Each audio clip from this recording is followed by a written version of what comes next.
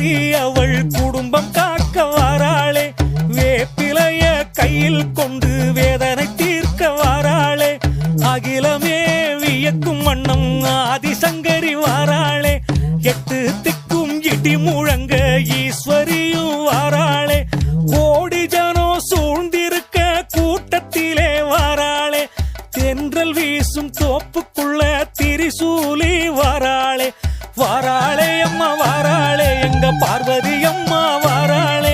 வாராளே அம்மா வாராளே, இந்த உலகை காக்க வாராளே.